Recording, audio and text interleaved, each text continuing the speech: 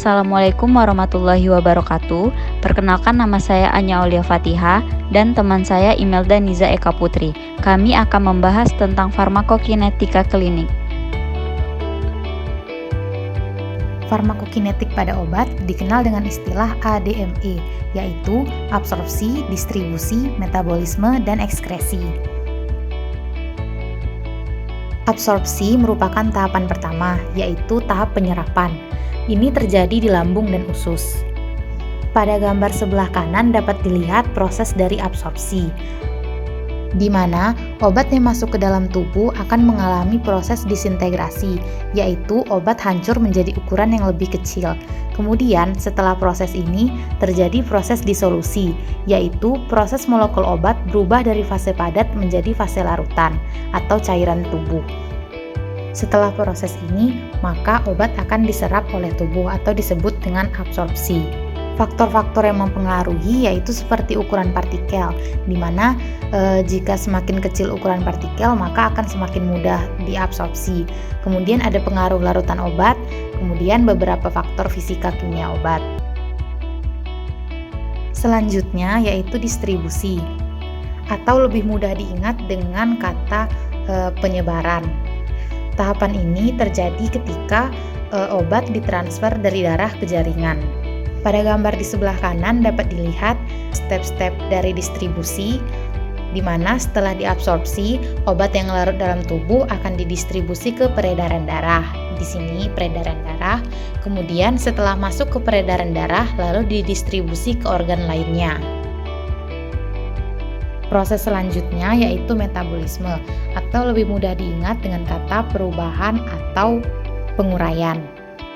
Penguraian dari molekul obat ini biasanya melibatkan dua fase, yaitu biotransformasi dan biosintesis, yang sebagian besar terjadi di hati, di mana dilakukan oleh protein dan enzim. Pada proses metabolisme ini terjadi modifikasi senyawa kimia yang dibantu oleh protein dan enzim, dan juga terjadi perubahan menjadi produk yang lebih kompleks atau perubahan menjadi senyawa lain. Yang terakhir yaitu ekskresi atau pembuangan, di mana pada proses ini terjadi pembuangan sisa-sisa metabolisme atau zat-zat yang tidak berguna pada tubuh. Pada gambar dapat dilihat sistem ekskresi pada manusia, beberapa di antaranya yaitu ada ginjal, hati, paru-paru, dan juga kulit. Untuk ekskresi melalui ginjal terjadi dengan 3 tahap. Yang pertama yaitu filtrasi atau penyaringan. Kemudian yang kedua yaitu reabsorpsi atau penyerapan kembali. Kemudian yang nomor 3 yaitu sekresi atau pengumpulan. Selanjutnya ada ekskresi melalui paru-paru. Pada ekskresi ini yaitu untuk senyawa obat yang berupa gas. Contohnya seperti obat asma yang disemprotkan. Nah, kita lihat kembali pada gambar. Di samping paru-paru ada ekskresi melalui kulit. Pada ekskresi kulit ini contohnya seperti terbatasnya konsumsi obat pada ibu menyusui.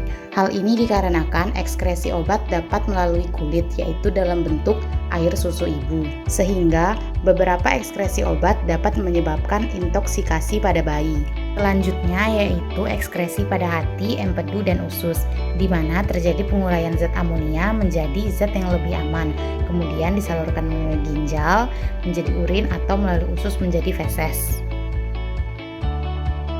Nah, selanjutnya setelah kita membahas mengenai ADME, kita membahas mengenai variabilitas. Apa itu variabilitas? Yaitu kita ingat dengan kata kunci perbedaan. Jadi, variabilitas farmakokinetika sendiri merupakan perbedaan respon obat pada pasien. Apa saja penyebab dari variabilitas? Nah, pada gambar dapat dilihat salah satunya yaitu usia. Mengapa usia dapat menyebabkan variabilitas?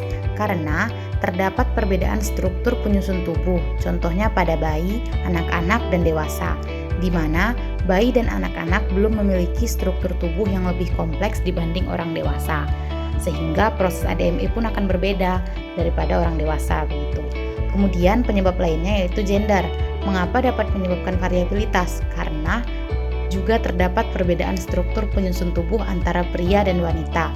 di mana struktur tubuh pria lebih besar dan lebih kompleks, dan juga terdapat perbedaan hormon sehingga farmakokinetika obat dapat berbeda. Nah, penyebab selanjutnya yaitu status tubuh, contohnya itu kehamilan.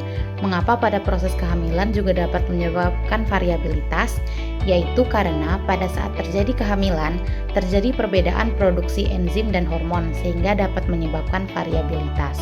Jadi, dari ketiga hal inilah yang dapat menyebabkan proses ADME berbeda. Selain dari ketiga hal ini juga bisa dari interaksi obat.